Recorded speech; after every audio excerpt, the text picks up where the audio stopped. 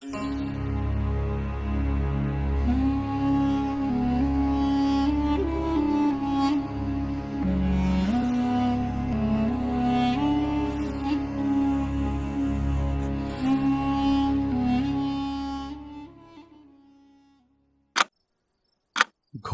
11টা বেজে 31 মিনিট। গ্রাম মফস্বলের জন্য প্রায় মাঝরাত বলা যায়। তবে তা হেলাল উদ্দিনের জন্য রাতের প্রথম প্রহরও নয়।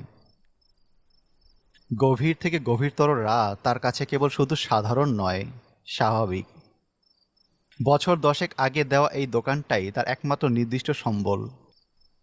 সারাদিনটা মামুন দেখে শুনে রাখলেও রাতে ছোকরাটাকে এ দোকানে এ দ্বন্দ্ব বসিয়ে দেওয়াও যেন অসম্ভব।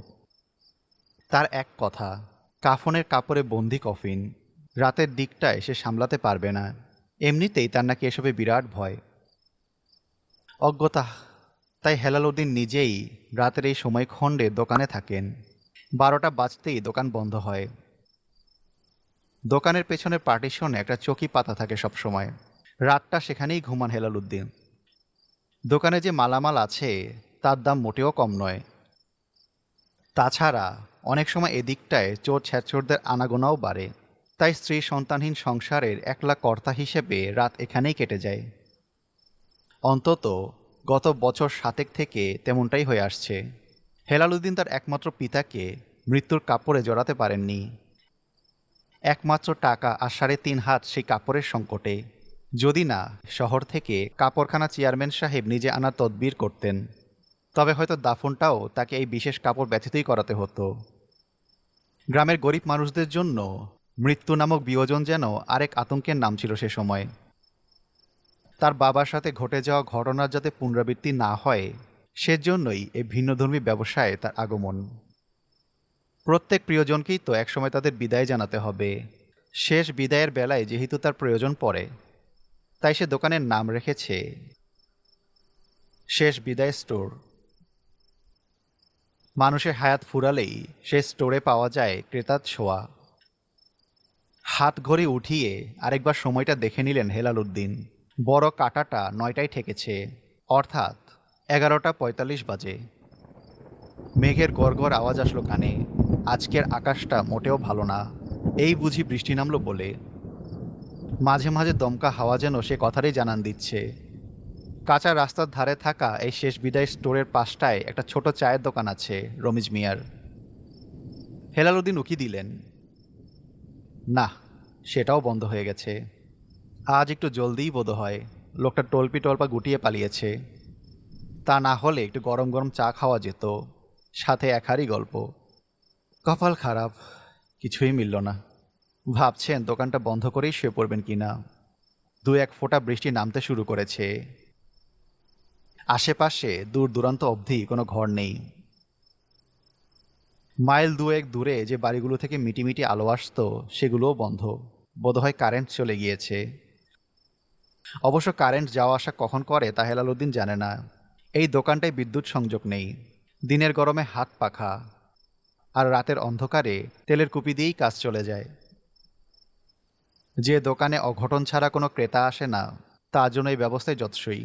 না, এ অবস্থায় এ আবহাওয়ায় এখানে বসে থেকে কোনো লাভ নেই। আসন থেকে নেমে দাঁড়ালেন তিনি। চোখগুলো টলটলে আসছে। ঠান্ডা বাতাস যেন ঘুমের ওষুধের বড়ি হিসেবে কাজ করছে। বিছানা নরম উষ্ণতা তাকে ডাকছে। এই ডাকে সায় দেওয়া ছাড়া কোনো উপায় নেই। দোকানের শাটার নামিয়ে দিলেন। হাতে তেলের কুপিটা নিয়ে পা বাড়ালেন মাঝের পার্টিশনের দিকে। দেওয়ালে সারিবদ্ধভাবে হেলিয়ে রাখা কফিনগুলো যেন মধ্য প্রাচীরের ন্যায় দাঁড়িয়েছিল দোকানটার বেশিরভাগ জায়গায়। দোকানের শাটার নামিয়ে দিলেন। হাতে তেলের কুপিটা নিয়ে পা বাড়ালেন মাঝের পার্টিশনের দিকে। দেওয়ালে সারিবদ্ধভাবে হেলিয়ে রাখা কফিনগুলো যেন মধ্য প্রাচীরের ন্যায় দাঁড়িয়েছিল দোকানটার বেশিরভাগ জায়গা জুড়ে। বাকি অংশগুলোতে আলমারির অবস্থান। তাতে রয়েছে কাফনের কাপড়ের একচ্ছত্র আধিপত্য। সাথে আছে জানাজা দাফনের সময় প্রয়োজনীয় কিছু জিনিসের সমাহার।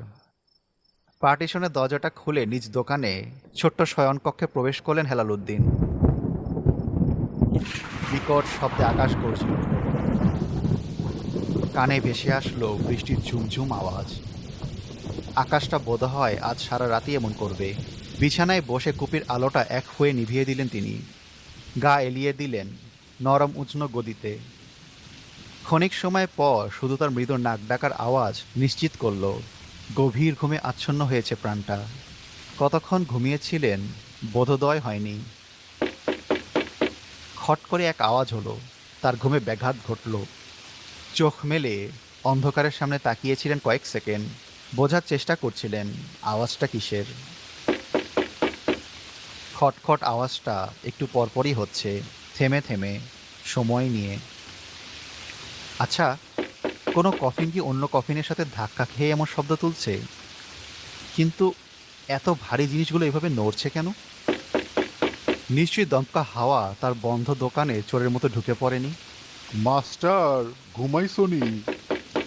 চাপা এক কণ্ঠস্বর ভেসে এলো, সাথে এলো কিছু খটমট আওয়াজ।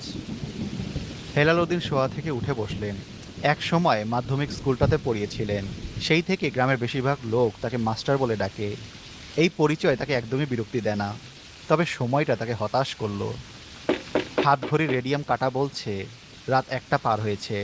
এত রাতে এত সুন্দর একটা ঘুম! ইস, লোকটা বড্ড অসময় তার কাছে এসেছে। মাস্টার, আমি পাশে গ্রাম থেকে আইছি। আমার একটা লোক মারা গেছে। তুমি যদি আমারে কিছু কাপড় দিতা। তীব্র অনিচ্ছা সত্ত্বেও গরম বিছানা তাকে ছাড়তে হলো। চপ্পল দুটো পায়ে চাপিয়ে মাতাল পায়ে এগিয়ে গেলেন পার্টিশনের দরজার কাছে। রাত বিরাতে দোকানে পাহারা দিতে হয়। খদ্দেরের দেখা মিলাটাও তার কাছে নতুন নয়, বেশ কয়েকবার এমনটাই হয়েছে তার সাথে। পাশের গ্রামগুলোতে কেউ মারা গেলে তাদের লোকেরাই মাঝরাতেই এসে দাফনের সরঞ্জামাদি নিয়ে যায়, সকাল হতেই জানাজা পড়ে দাফন দিবে বলে। দৃশ্যটা তার কাছে নতুন নয়, কিন্তু এই শব্দটা প্রথমবার শুনছে। শাটারগুলো টিনের তৈরি, তারপরও তাদের থেকে খটখট শব্দের উৎপত্তি হচ্ছে কিভাবে? কুপি হাতে নিয়ে শাটারের কাছাকাছি আসলেন। আধ খোলা চোখে কুপির আলোয় সঠিক চাবি বাছাই করে খুলতে লাগলেন তালা। তালা খুলে পাশে রেখে এক পাশে শাটার তুলে দিলেন হেলালুদ্দিন। বললেন, কই আপনি? বলেন, কি লাগবে? আমি সাইডেই আছি। তুমি আমার একটা কফিন, একটা কাফনের কাপড় আর একটা খাটিয়া দাও। খাটিয়া তো আমার কাছে নাই। এটা তো স্থানীয় মসজিদে থাকার কথা। তাদের সাথে যোগাযোগ করেননি? করছিলাম তো। ওরা কয় খাটিয়া দিব না। তোমার ধারে তো সব কিছুই আছে, খাটিয়াটাও তো থাকার কথা। ওটা আমি বেচি না। ওটা কিনতে হলে আমার কাছে আগে অর্ডার দিতে হবে। আগে জানতাম না, অবশ্য জানলেও কাম হইতো না। মরণ কি আর অগ্রিম টিকিট লয়ে আসে কও? তা তো আসে না। বলেন, কি কি নিবেন তাইলে? আমার চোখ ঘুমে বন্ধ হয়ে আসছে। তাইলে কফিন আর কাফনের কাপড়টাই দাও। আচ্ছা, ঠিক আছে। হেলালুদ্দিন ভেতরের দিকে অগ্রসর হতে নিলেন। পর মুহূর্তেই থেমে অজানা লোকটাকে উদ্দেশ্য করে বললেন, কফিন যে নিয়ে যাবেন, গাড়ি কোথায়? এত ভারী কফিন একলা উঠাবেন কিভাবে? গাড়ি লাগবো? হ, তাও তো ঠিক। এত রাইতে এখন আমি গাড়ি পামু কই? এক কাজ করেন, কাফনের কাপড়টাই নিয়ে যান। লাশ কাফন পরায় খাটিয়ায় তুলে দিবেন, কোনো সমস্যা হবে না। দাফনের ক্ষেত্রে কফিন ম্যান্ডেটরি না। কাফন দিয়েই কাজ চলবো? হ্যাঁ, তাও বেশ নিশ্চিন্তে। দাও তাইলে। আমারে মোটা দেখা একখান কাফনে কাপড় দাও। কাফনের কাপড় আবার মোটা চিকন হয় নাকি? সব কাপড়ই এক, মোটাও না চিকনও না। আলমারির দরজা টেনে খুললেন হেলালুদ্দিন। পলি ব্যাগে মোড়ানো একটা ভাঁজ করা কাপড় উঠিয়েই লোকটার দিকে এগিয়ে আসলেন। কই আপনি? এই যে নেন, এটার দাম 250 টাকা। এত রাতে কষ্ট করে আসছেন, আপনি 200ই দিয়েন। অন্ধকার থেকে দুটো হাত এগিয়ে এসে কাপড়ের প্যাকেটটা গ্রহণ করলো। আরে, এটা তো দেখি অনেক পাতলা। এটা দিয়া তো আমার ঠান্ডা কিছুতেই যাইব না। অবাক হলেন হেলালুদ্দিন। মানে? মানে, এই ঝড় বৃষ্টির রাইতে এত পাতলা কাপড় মাটি তো মেলা ঠান্ডা করব। ছোট্ট শ্বাস ছাড়ার শব্দ এলো হেলালের কাছ থেকে। দেখেন, আমি মোটেও মজার মেজাজে নেই। নিলেন নেন, নতুবা আমাকে একা ছেড়ে দেন, আমি ঘুমাবো। আচ্ছা, তাইলে তুমি আমারে আরেকটা কাফনের প্যাকেট দাও। দুইটা একলগে করলে যদি কিছুটা কাম হয়। আজব মানুষ আপনি। প্রথমে বললেই তো হতো। সাথে আরও কিছু লাগবে কি? পরে আবার বললেন না এটা ওটা প্রয়োজন। লাশের গন্ধ তারাই কেমনে? তোমার ধারে কি কিছু আছে এমন? গোলাপ পানি আছে। তাইলে এক বোতল দিও। হেলালুদ্দিন আবার চলে গেলেন কাঠের আলমারির দিকে। দুয়ার দুটো খুলে প্রয়োজনীয় জিনিস নিয়ে দ্রুত ফিরে আসলেন দোকানের সামনে। এই নেন, সর্বমোট 450 টাকা। আইসা, টাকাটা তোমার কাল সকালে দিলে হয় না? আসলে আমি বড় বিপদে পইরা তোমার দ্বারস্থ হইছি। এখন তুমি যদি... চুপচাপ কিছু একটা ভেবে গেলেন হেলালুদ্দিন। হয়তো গ্রামের গরিব কিংবা অসহায় কোনো পরিবার হবে। ব্যবসায়িক নিয়তের পাশাপাশি সাদাকা হিসেবে অনেক সময় সে সাহায্য স্বরূপ অনেক কাপড়ই দান করে। আজও যে তা করা অসম্ভব তা নয়। কিন্তু লোকটার কথা কেমন যেন এলোমেলো। হয়তো তাদের দুজন মারা গিয়েছে, তাই দুটো কাপড় নিয়েছে। না, এ নিয়ে একটু বেশিই চিন্তা করছে সে। পরিবারের সদস্যদের হারিয়ে লোকটা হয়তো বিপর্যস্ত, তাই কথায় তালগোল পাকিয়ে ফেলেছে। রেখে দিন, টাকা দিতে হবে না। তোমারে ধন্যবাদ মাস্টার। তোমার মতো ভালো মানুষ আছে বললেই দুনিয়াটা এখনো ধ্বংস হয় নাই। অথচ কত মানুষই তো রূপ বদলাইল ক্ষণে ক্ষণে। কত রাইটের আড়ালে যে চাপা পইরা যায় সে কুকর্ম, আল্লাহ মালুম। ঠিক বুঝলাম না। যাই মাস্টার, আমার হাতে সময় নেই। তুমি ভিতরে যাও, সাবধানে থাইকো। এত রাইতে তোমার ঘুমে পীড়া দেওয়ার লাইগা রাগ কইরো না, মার্জনা কইরা দিও। কি বা করতাম কও? এরা জানাজা পড়াইব না, দাফন সারাই মাটি চাপা দিব। যদি এই কাপড় দুইটা আমার কবরের সম্বল হয় তাতেই মেলা। যাই মাস্টার, ভালো থাইকো। ঘুম ঘুম চোখে দোকানের শাটার নামাচ্ছিলেন হেলালুদ্দিন। তবে তার ঘুম যেন বারুদের মতো উড়ে গেল শেষ কথাগুলো শুনে। আমার কবর? হুড়মুড়িয়ে শাটার তুলে কুপি হাতে বেরিয়ে এলেন হেলালুদ্দিন। আশেপাশে হন্য হয়ে কাউকে খুঁজতে লাগলেন। বৃষ্টির ছোট দুই এক ফোঁটা তার গায়ে পড়ল। নির্বিঘ্নে এই অন্ধকারে যতদূর চোখ যায়, রাস্তার দুধারে কেউ নেই, কিচ্ছু নেই। ভয়ে গা শিউরে উঠল তার। এতক্ষণ যার কাছে সে কাপড় হস্তান্তর করল, তার অস্তিত্ব এত দ্রুত মিলিয়ে গেল কিভাবে? কোন জগতে? এ কেমন প্রহেলিকা?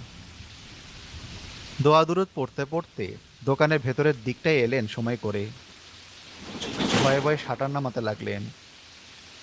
অমনি তার চোখে পড়ল একটা ছোট্ট কাগজের টুকরো। টুকরোটা তার বসার আসনের সামনেই পড়ে আছে। তালা ঝুলিয়ে নিচ থেকে তুলে নিলেন সেই ছোট্ট কাগজটা।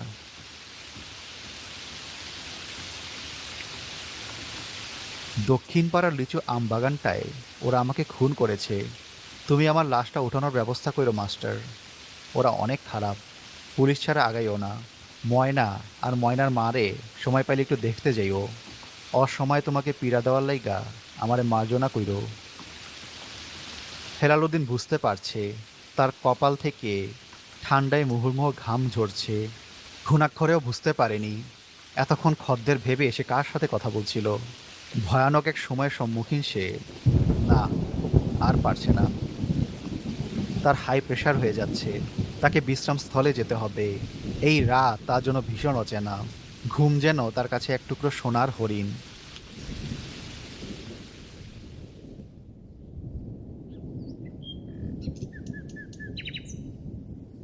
আরে রমিজ মিয়া, কই যাও?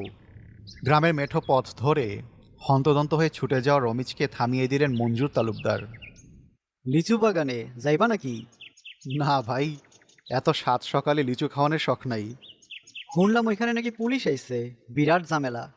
সদর মিয়ার লিচু বাগানে পুলিশি ঝামেলা? ব্যাপারটা কি?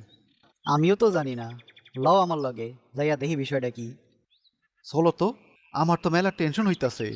সদর মিয়ার বাড়িতে আবার ভাস্তির বিয়ার কথা চলতাছে। এমন সময় এসব তো ভালো লক্ষণ না। রমিজ মিয়াকে সঙ্গে নিয়ে মঞ্জু তালুকদার যেন হনহন করে ছুটে যেতে লাগলেন। মেঘ যেন ভেদ করে আকাশে দৃশ্যমান হলো সম্পূর্ণ সূর্য। দেখেন হেলাল সাহেব, যদি আপনার অভিযোগ সত্যি না হয় তবে কিন্তু আমাদেরকে হেয় করার জন্য আমরা আপনার উপর অ্যাকশন নিব। আপনি আমার কথা বিশ্বাস করেন স্যার? এই যে ঠিক এই জায়গাটায় কিছু একটা নিশ্চয়ই আছে।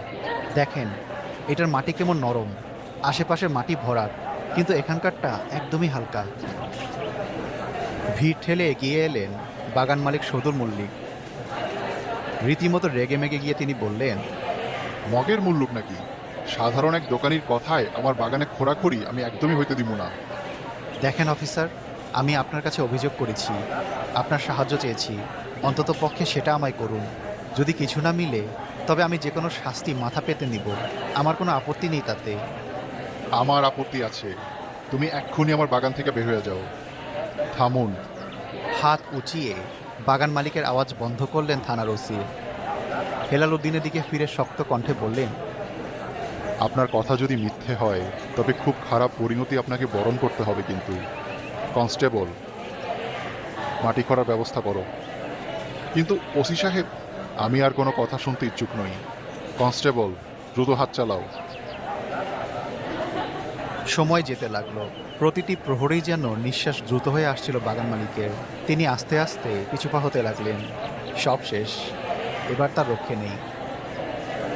এত গোপনে কাজটা করার পরেও এই ছোট্ট দোকানদার তা কিভাবে জানলো? আস্তে আস্তে মাটি খুঁড়তে বেরিয়ে আসতে লাগলো এক মধ্যবয়সী মানুষের লাশ। আশ্চর্য দৃষ্টে দোকানদার হেলাল শুধু দেখে যেতে লাগলো লাশের গায়ে জড়িয়ে থাকা কাফনের কাপড়টা। একটা নয়, দুটো কাফনের কাপড় একসাথে পেঁচানো, নাকে বাজে নয়, মিষ্টি গোলাপের সুঘ্রাণ ভেসে আসছে। তার মানে কি? না, কোনো কিছুই তো মিথ্যে নয়। তার মানে কাল রাতে এই লোকটাই তার কাছে এসেছিল নিজের লাশকে পেঁচানোর জন্য, দুটো কাফনে কাপড় নিতে। চোখ বুজে ফেলল হেলাল। লাশ উঠিয়ে আনতেই শোরগোল পড়ে গেল চারপাশে। কানে ভেসে আসলো কিছু কথার আওয়াজ, কেউ যেন পালিয়ে যাচ্ছে। পুলিশ তাকে ধাওয়া দিতে পিছু নিল সজোরে। হ্যাঁ, হয়তো এসব কিছুর পেছনের মূল হোতা পালানোর মহাব্যর্থ চেষ্টা করছে। তবে সে কি জানে না তার জন্য এটা মোটেও সহজ হবে না। তার বিরুদ্ধে যে লাশটা নিজে থেকেই সাক্ষ্য দিচ্ছে। বৃষ্টির মুখর রাত নয়, তবে শান্ত এবং হিমময় সে রাতের প্রকৃতি। ঝিঝি পোকার অনবরত ডেকেই চলেছে পাশের ঝোপঝাড় থেকে। আকাশে আজ উঠেছে গোলাকার স্বচ্ছ এক চাঁদ। চাঁদের সেই আলো গ্রামকে গ্রাম করে তুলেছে দৃশ্যমান। কেউ একজন হেঁটে আসছে খালি পায়ে। আশ্চর্য, পায়ের মাটিগুলো কি একটু ঝেড়ে নিবে না সে? এইভাবে ভেজা মাটিতে ডুবে থাকা পা নিয়ে কেউ কি এভাবে হাঁটে? একদমই বেনামান। এই ভুল মোটেও অনুকরণীয় নয়। গভীর ঘুমে আচ্ছন্ন হেলাল। হঠাৎ খটখট শব্দের তোড়ে ঘুম ভেঙে গেল তার। চোখ মেলে কিছুক্ষণ তাকিয়ে রইলেন সামনের দিকে। খটখট শব্দটা কিছুক্ষণ পরপর হচ্ছে, সময় নিয়ে। কফিনে কফিন লেগে কি এই শব্দটা হচ্ছে? কিন্তু এত ভারী কফিন এভাবে নাড়াবে কে? মাস্টার, ঘুমাইছনি? অচেনা এক কাপা কণ্ঠস্বর ভেসে এলো। হেলালের ঘুম যেন উড়ে গেল বারুদের মতো। ফিরে এসেছে গভীর রাতের এক খদ্দের। আমার কয়টা কাফনে কাপড় লাগতো, যদি তুমি দিতা। আমার ধারেও কিন্তু টাকা নাই। টাকা চাইয়া আবার আমারে লজ্জা দিও না কিন্তু। খোলা থাকা চোখ দুটো বন্ধ করে ফেলেন হেলাল উদ্দিন। শেষ বিদায় স্টোরে এখন কি অন্য জগতের খদ্দের আসা শুরু করলো? হায় হায়, এটাও কি সম্ভব? না, তাকে উঠতেই হবে। এই নিয়ে 56 বার, প্রতিবারই জিনিস না নিয়ে তারা ফেরেনি। না জানি এই সংখ্যাটা কত দিকে শেষ হবে। পা দুটো নেমে চপ্পলে ঢুকে গেল যথাসমেত। শেষ বিদায়ের যাত্রী তার যাত্রা শুরু করতে চলেছে। মনে মনে আওড়ালেন তিনি, এই মৃত্যুর কেবল হবে অবসর, শুধুই আমার মৃত্যুতে।